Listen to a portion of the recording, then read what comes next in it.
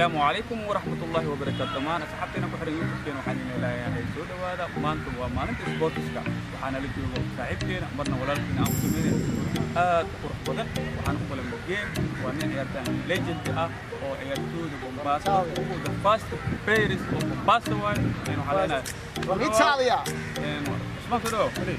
ما سمعت عمر واندوهاي ما شاء الله عاد بانو فرحسنا maantana nasiib u yeesho inaan passport club ciyaar friendly inaan ku yeelano saaxiibadeyda aad qaaliga Umar oo soo dhaweeyay Mombasa oo maantana lii sameynay sabootinkeyga ciyaaraha sports Mombasa club aad baan ugu faraxsanahay inaan nasiib u yeeshto laacibka diisha ee Mombasa inaan garabkiis maanta u ciyaarno insha Allah will be there insha Allah from Europe okay good luck waa ma santahay kulli aadan ku salaameyna hadana geemkan oo bilaabanaya wixii program aan la socdo insha Allah como está el pene mucha feliz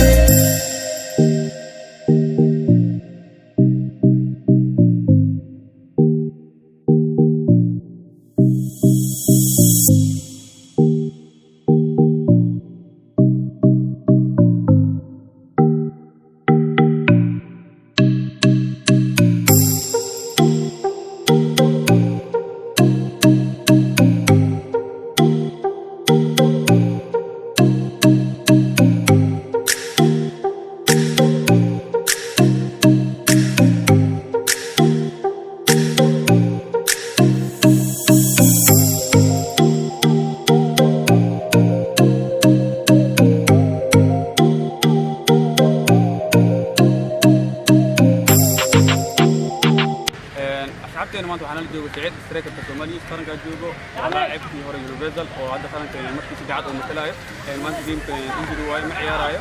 waxaan leenahay geemka soo warka Saciid geemka bravo waaye ciyaartooyda qaar oo soo wada la baraynaya insha Allah wadayna waxaan sanadkan waxaan rajaynayaa guul kaasi wuxuu ahaa Saciid sidoo la sheegay insha Allah qaranka bilaawo doona qaranka ku bilaawan waana socod doontaan ciyaarahana waxaan soo doonaa live insha Allah assalamu alaykum warahmatullahi wabarakatuh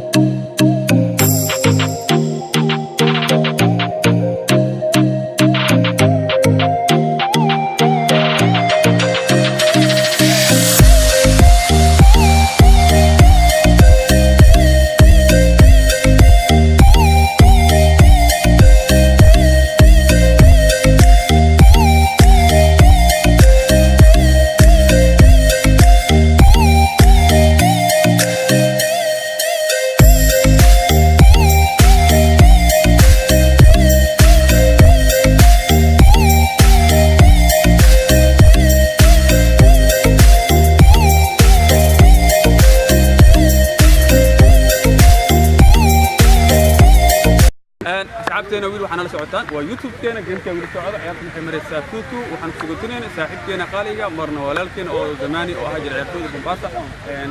sugantinta markeena dhamaad insha Allah waxaan u bilaabi doonaa liigii qaranka magaalada Bombasa insha Allah